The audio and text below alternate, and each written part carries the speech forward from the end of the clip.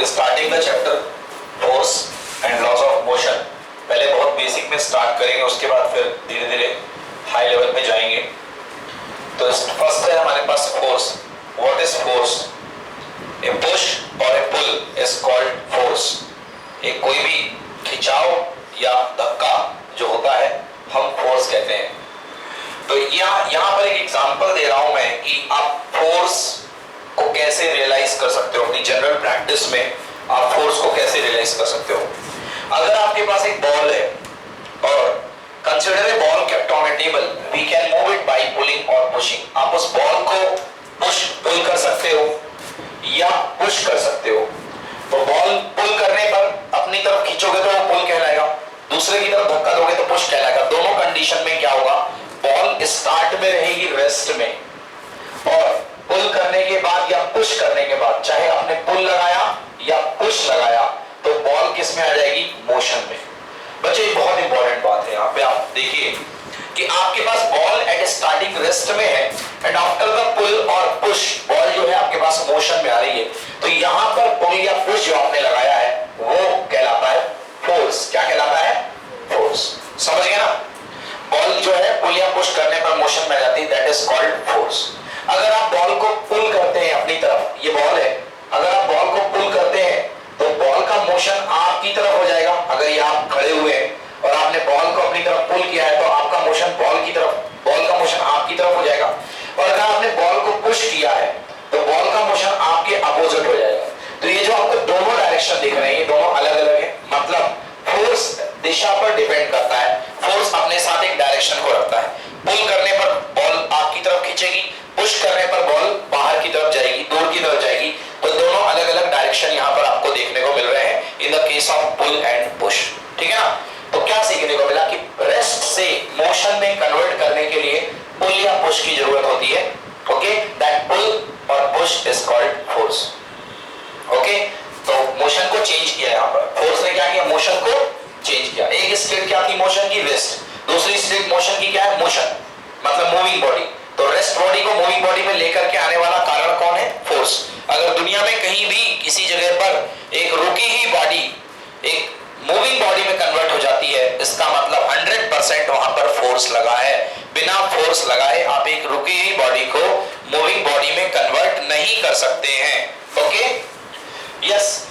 Second point, we can increase the speed by pushing in the direction of motion. एक बात और, क्या force का उपयोग आप कहां पर कर सकते हो? एक तो देखा रुके हुई बॉडी को चलाने के लिए, चलाने के दो तरीके देखे, पुश या पुल। दूसरा, you can increase its speed, आप इसकी स्पीड को भी इंक्रीज कर सकते हो। तो फोर्स का दूसरा यूज है बॉडी की स्पीड बढ़ाना या बॉडी की स्पीड घटाना। बच्चों, जब भी किसी बॉडी की स्पीड बदले, जैसे आप मान लो आप जा रहे थे और आपकी स्पीड है 10 मीटर पर सेकेंड, आपकी स्पीड 10 मीटर पर सेकेंड से 20 मीटर पर सेकेंड हो गई है, मतलब पक्का यहाँ पर कोई ना कोई बीच में फोर्स लगा है। समझ में आया? पक्का यहाँ पर बीच में कोई ना कोई फोर्स लगा है। देखिए यहाँ पर जो फोर्स लगा है इसी डायरेक्शन में लगा होगा, तभी आपकी स्पीड बढ़ के इस तरफ बढ़ गई है। अगर फोर्स अपोजिट डायरेक्शन में लगता है यही वाला, तो आपकी स्पीड 10 मीटर पर सेकेंड से 20 नहीं होती, तो आपकी स्पीड कितनी हो जाती? 5 मीटर पर सेकेंड या और कुछ हो जाती, बट आपकी स्पीड कम हो जाती। तो अगर आप सपोर्टिव फोर्स लगाओगे तो आपकी बॉडी की रफ्तार तेज हो जाएगी। समझ में आया? बॉडी की जो वेलोसिटी है, वेलोसिटी में बढ़ोतरी आएगी, इंक्रीमेंट आएगा, और इस इंक्रीमेंट को बोलते हैं एक्सेलरेशन। क्या बोलते हैं?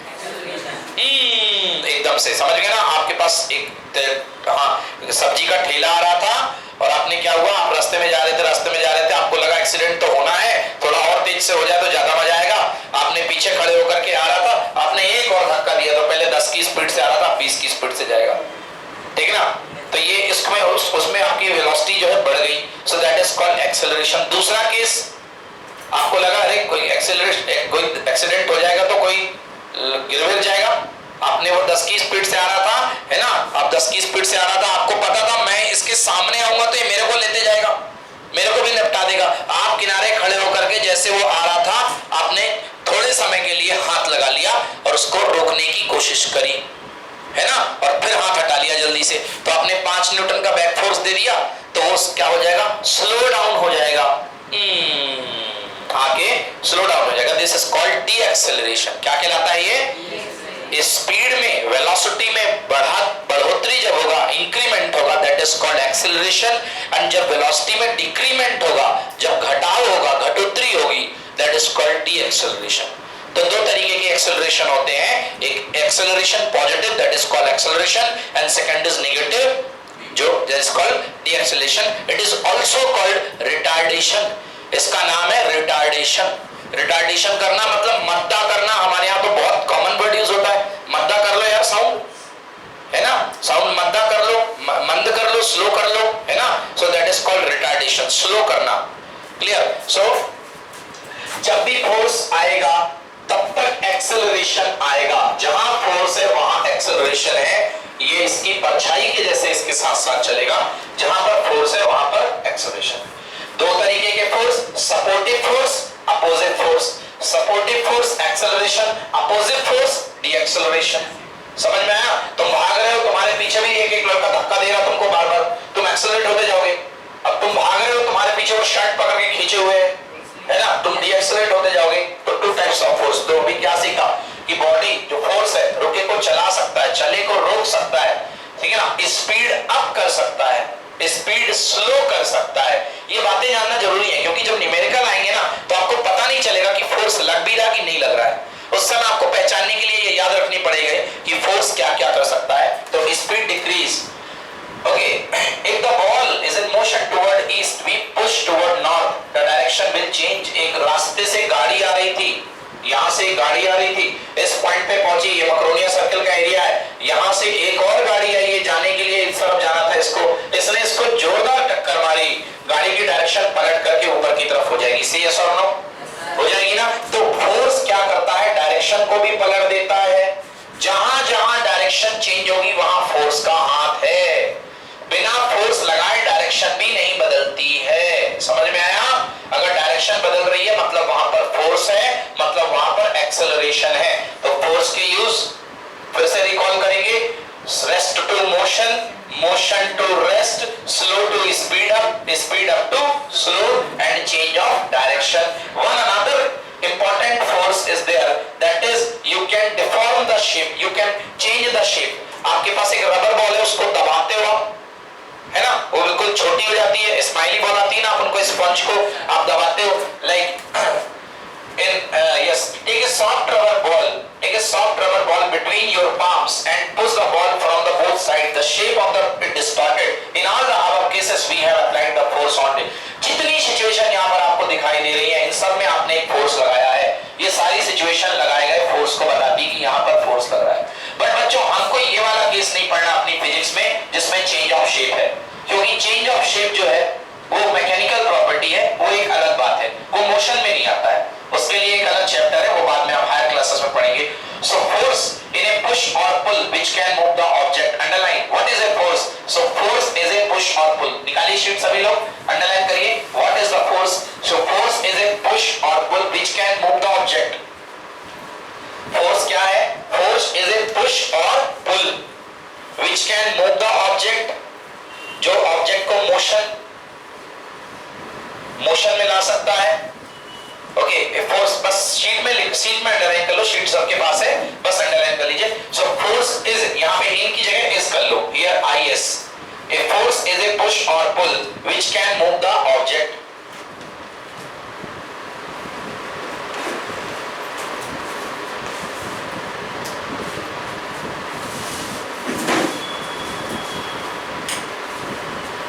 Okay, force is a push or pull that can move the object. It can change the speed of the object. ये स्पीड भी बदल सकता है। It can change the direction of the motion. Direction of the motion. Okay. It can change the shape of the object. In all the above cases, we have applied force on the ball and the ball is accelerated. So we can define force as follows. Force की finally definition क्या है? Force is the cause. Cause in Hindi से cause को कहते हैं कारण। Force वो कारण है which can produce acceleration in the body in which it acts. Force वो कारण है जो बॉडी में acceleration उत्पन्न कर दे, बॉडी में मोशन एक्सेलरेशन उत्पन्न कर दे। एक्सेलरेशन का मतलब ये सारी चीजें जो आपने देखी हैं ये कहलाता है एक्सेलरेशन। एक्सेलरेशन मतलब गति में बदलाव। अब वो बदलाव चाहे कैसे भी हो, चले रुके को चला देना, चले को रुका देना, धीमे चलते को तेज कर देना या तेज चलते को धीमा कर देना या उनकी दिशा परिवर्तित कर देना, दिशा बदल देना, डायरेक्शन को चेंज कर देना, ये सारी बातें कहलाती हैं बदलाव। तो फोर्स क्या है? फोर्स एक ऐसा कॉज है जो एक्सेलरेशन क्रिएट कर दे। Force is a cause which introduces acceleration. Force is a cause which introduces acceleration. और in more simple, force is a cause. Force एक ऐसा कारण है। तुम कहते हैं ना इसके पीछे कारण क्या है? किसी ने किसी को झापड़ मारा, कारण बताओ। What is the cause? क्योंकि कोई ना कोई तो वजह होगी। So force is a वजह। Force is a cause which introduce, more simple word, which introduce change in motion. जो कि मोशन में चेंज कर दे, दैट इज कॉल्ड फोर्स। कहीं भी मोशन में चेंज हो, चाहे वो चेंज कैसा भी हो, दिशा का हो, स्पीड का तेज से कम होना हो, कम से तेज होना हो, रुके को चलाना हो, चले को रुकाना हो, दैट इज कॉल्ड फोर्स। सो अब मेरी डेफिनेशन लिखिए आप, ए फोर्स लिखिए, force is A cause. Sheet में लिखिए, not right on the copy, sheet में लिखिए, शीट में एक पेज पीछे खाली देता हूं मैं लिखने के लिए। लिखिए force, back side, force is a cause, force is a cause which introduces, force एक cause है which introduces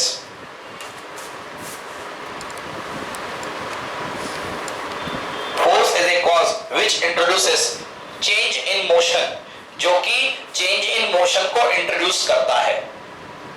change in motion, okay, motion दो तरीकों से चेंज होता है। ओके, मोशन मतलब गति दो तरीकों से चेंज होता है। किसी का मोशन बदल गया तो मोशन में दो बातें होती बच्चों। यस मुस्कान, कौन कौन सी बातें होती मोशन में? मोशन दो चीजों से मिलकर बना होता है। किससे मिलकर बना होता है बोलो? मोशन। कोई चीज मूवमेंट कर रही है तो उसमें दो बातें बदल सकती हैं। नंबर वन, उसका मैग्नीट्यूड बदल सकता है। क्या बदल सकता है? मैग्नीट्यूड। अब 9th क्लास के बच्चों के लिए नया टर्म है, what is sir magnitude? Magnitude का मतलब होता है दम। Simple it is meaning in Hindi, it is called दम। आपने एक बच्चे को घूंसा मारा, प्यार से मारा, खेल रहे हो बच्चे के साथ, प्यार से आपने मारा, उसको लगी नहीं। एक आपका दुश्मन है, आपने उसको जोर से मारा, पेट लेकर के बैठ गया आधे घंटे के लिए, अरे हालत खराब कर दी। तो एक में आपने मारा होगा 2 न्यूटन का, 3 न्यूटन का, और एक में आपने कस के रगड़ दिया उसको 50 न्यूटन का। तो यहाँ पर दोनों क्वांटिटी आपने सेम लगाई, डायरेक्शन भी सेम डायरेक्शन में मारा, मगर आपने दोनों का दम अलग अलग रखा है। In physics it is called magnitude. The mathematical value you use to represent any quantity is called magnitude. Mathematical value जिसका आप यूज करते हो किसी फिजिकल क्वांटिटी को रिप्रेजेंट करने के लिए, दैट इज कॉल्ड मैग्नीट्यूड। तो आप मैग्नीट्यूड बदल करके भी मोशन को बदल सकते हो। दो दोस्त गाड़ी में जा रहे हैं अगल बगल, एक की रफ्तार है 20 मीटर पर सेकंड, एक की रफ्तार है 40 मीटर पर सेकंड, दोनों का डायरेक्शन सेम है, दोनों का मोशन अलग अलग है, क्योंकि ये तेज जा रहा है और ये स्लो जा रहा है, क्योंकि दोनों का मैग्नीट्यूड अलग अलग है। So what is the magnitude? The mathematical value you used in A quantity is called magnitude. आपकी हाइट क्या है sir? 5 foot 2 inch, 5 foot 2 inch, okay, 5 foot 2, this is magnitude. जो इंच लगाते हो लास्ट में, दैट इज यूनिट। कोई भी physical quantity दो चीजों से मिलकर बनी है, one is magnitude, second is unit. बाजार गए शक्कर लेने के लिए, कितनी शक्कर लेकर के आए आदित्य? 2 लीटर। कितनी? 2 kilo, 2 kilogram, 2 magnitude, kilogram, unit. Physical quantity दो चीजों से मिलकर बनी है, magnitude and unit. What is magnitude? The mathematical number you using to represent that quantity, कितना दम है, दैट इज कॉल्ड मैग्नीट्यूड। है ना? 2 किलो शक्कर में और 4 किलो शक्कर में किसका मैथमेटिकल मैग्नीट्यूड ज्यादा है? 4 किलो का, बिकॉज 4 किलो का अमाउंट ज्यादा है। तो मैग्नीट्यूड रिप्रेजेंट यू अमाउंट। आपकी हाइट का अमाउंट ज्यादा होगा तो आपकी हाइट बड़ी दिखेगी। 5.8 इंचेस अमाउंट ज्यादा है, okay, so that is called magnitude. So you can change the motion, you can change the motion by changing the magnitude बढ़ा दिया। and second you can change the motion by changing the direction, by changing the, yes, so there are 2 ways by changing the direction. It is very important. There are only 2 parameters change in the motion which are responsible to introduce the change in motion. ऐसे दो हाथ पैर हैं, ऐसे दो वजह हैं जिनके कारण से मोशन में बदलाव आ सकता है। मोशन में मैग्नीट्यूड के कारण, मोशन में डायरेक्शन के कारण।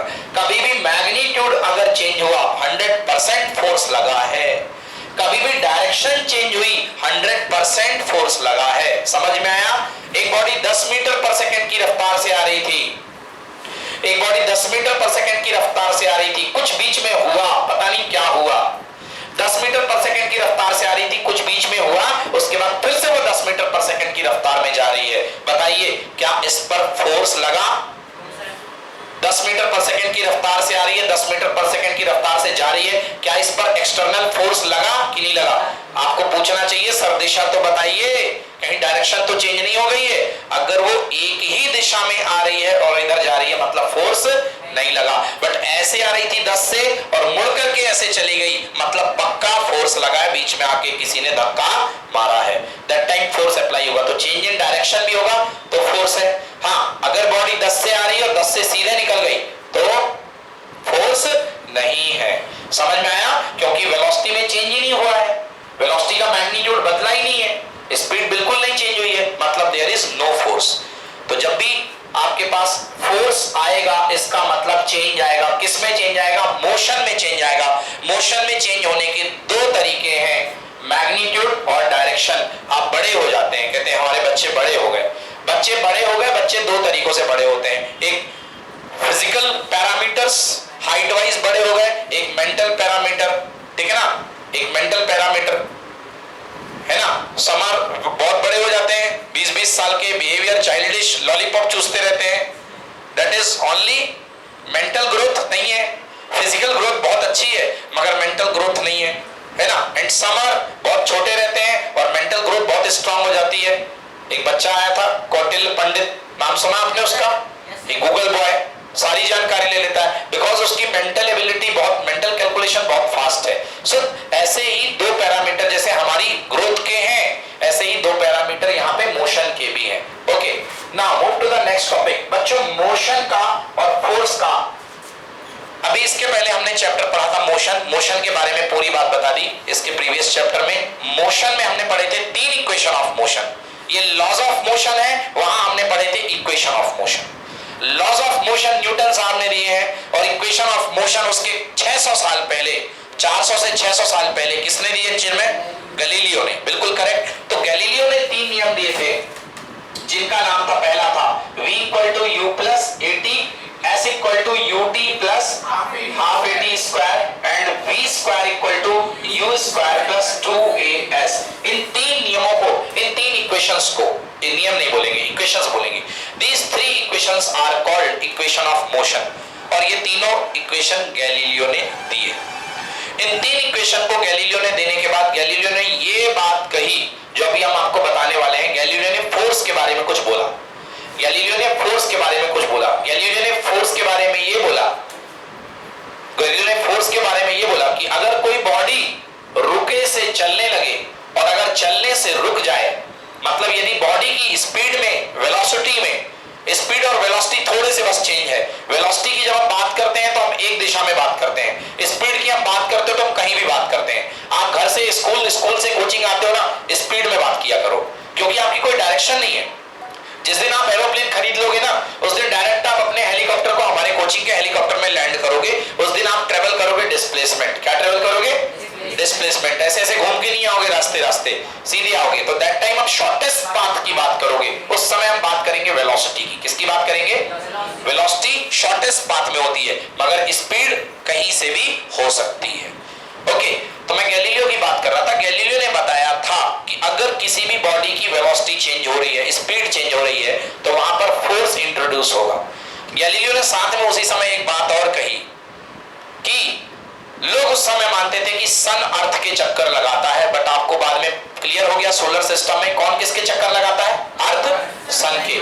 तो गैलीलियो ने उस बारे में बात कही कि जो सन है वो अर्थ के चक्कर लगाता है। और उस समय जब गैलीलियो था उस समय ये भ्रांति थी, मतलब ये एक मिस्टेक थी लोगों के बीच में। उस समय के लोग मानते थे, उस समय सारा सिस्टम जो था वो धर्म गुरु के उनसे चला करता था। जो उनके राज दरबार में जो धार्मिक पंडित हुआ करते थे वो कहते थे अपशगुन घोर अपशगुन, है ना, रात को आधा चंद्रमा निकल आया है, कल कुछ बुरा होगा। तो वो लोग मान लिया करते थे राजा लोग, और वो लोग यज्ञ वगैरह करवाना शुरू कर दिया करते थे, कुछ भी ऐसे ही, मतलब धार्मिक प्रोपोगंडे उस समय बहुत हुआ करते थे।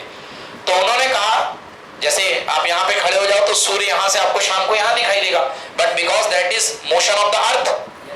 मगर वहां के लोगों ने कहा, जहां के गैलीलियो थे, आई थिंक एथेंस वगैरह के रहे होंगे, मेरे को करेक्ट नहीं है कहाँ के थे, है ना, तो ग्रीस वगैरह के रहे होंगे। तो उन्होंने कहा कि सूर्य हमारा देवता है, सूर्य हमारा देवता है और वो हमारे चारों तरफ घूम करके हमारी निगरानी करता है। तो गैलीलियो ने बोला नहीं, गलत कह रहे हो आप, सूर्य नहीं घूमता, अर्थ घूमती है। तो इस आरोप में गैलीलियो को जेल में डाल दिया गया, आंखें फोड़ दी गई और उसको अंत तक जेल में सड़ने दिया गया। समझ गए? तो 600-700 साल तक किसी ने हिम्मत नहीं करी इस थ्योरी में काम करने की। जब तक मामला ठंडा नहीं हो गया और राजा रजवाड़े जब तक खत्म नहीं हो गए, तब तक 600 साल तक, 500-600 साल तक किसी ने हिम्मत नहीं करी, किसी ने हाथ नहीं लगाई उस किताब को, गैलीलियो की बात को आगे बढ़ाने की हिम्मत नहीं करी। मगर उसके बाद 1600 आसपास के पास न्यूटन साहब आते हैं, ठीक ना, और उन्होंने करीब 500-600 साल मरने के बाद, उसके बाद उनके न्यूटन साहब ने बोला कि गैलीलियो ने जो कहा था वो बिल्कुल सही था। और न्यूटन का आपने पढ़ा होगा gravitational rule, Newton's law of gravitation, है ना, और न्यूटन ने ग्रेविटेशन के बारे में जब बताया तो उन्होंने कहा हर बड़ी बॉडी छोटी बॉडी को अपने तरफ खींचती है।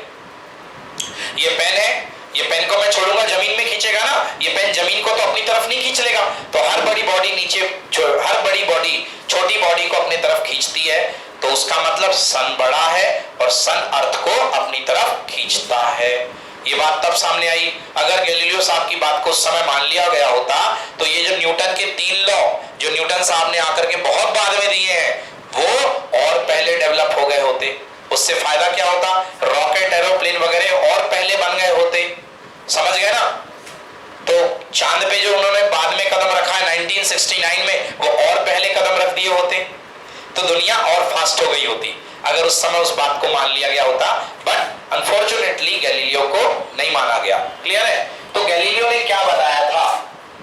अब इफेक्ट ऑफ फोर्सेस की बात करते थे। इफेक्ट ऑफ फोर्सेस को हमने पढ़ लिए। What are the forces of effect? Very simple, एक फोर्स जो है वो रेस्ट को मोशन में कन्वर्ट कर सकता है, मोशन को रेस्ट में कन्वर्ट कर सकता है, मोशन को रेस्ट में, रेस्ट को मोशन में, स्लो मोशन को हाई मोशन में, हाई मोशन को स्लो मोशन में, और डायरेक्शन को चेंज कर सकता है। These are the effect of forces. Tick करिए बुकलेट में, समझा दिया मैंने इसको। नेक्स्ट बात करते हैं गैलीलियोस एक्सपेरिमेंट। गैलीलियो ने जो एक्सपेरिमेंट किया उसमें गैलीलियो ने क्या बताया? गैलीलियो ने बहुत बढ़िया बढ़िया बातें बताई गैलीलियो ने एक्सपेरिमेंट में। देखिए, it was observed by the Galileo. Galileo ने ऑब्जर्व किया कि एक बॉल को अगर रख दिया जाए, गैलीलियो ने एक प्लेन ले लिया, ऐसे तिरछे प्लेन को बोलते हैं इंक्लाइंड प्लेन। क्या बोलते हैं? अगर आप अपने हाथ को ऐसा रख देंगे तो ये जो प्लेन है ये इंक्लाइंड प्लेन है। समझ गया ना? तिरछा, तिरछे को बोलते हैं इंक्लाइंड। तो ये भी इंक्लाइंड है और ये भी इंक्लाइंड है। यहां पर एंगल ऐसा बनेगा अपसाइड पॉजिटिव एंगल, और यहां बनेगा नेगेटिव एंगल। समझ गया? यहां बॉडी नीचे लुढ़केगी, यहां पर बॉडी ऊपर लुढ़केगी। यहां पर बॉडी आपको यदि भेजोगे तो अपने आप तेज होती जाएगी क्योंकि नीचे जा रही है, अपने आप फास्ट होती जाएगी। तो यहां पर यदि इसकी वेलोसिटी v है और यहां पर इसकी वेलोसिटी v डैश है, तो साफ साफ है कौन बड़ा, v या v dash? v dash greater than v। मतलब नीचे की तरफ इसकी वेलोसिटी में बदलाव हुआ है, मोशन में चेंज आया है। मतलब इस तरफ बॉडी में क्या हुआ है? एक्सेलरेशन। क्या हुआ है? एक्सेलरेशन, वो भी पॉजिटिव, क्योंकि बॉडी स्पीड अप हो रही है। यही आपने एक बॉडी को भेजा, नीचे से आपने भेजा, मेरे को इसमें बॉडी को नीचे से ऊपर चढ़ाना है, तो ऊपर चढ़ाने के लिए पहले आपको यहाँ पर एनफ वेलोसिटी देनी पड़ेगी। एनफ वेलोसिटी आपको देनी पड़ेगी, तब बॉडी ऊपर जा पाएगी।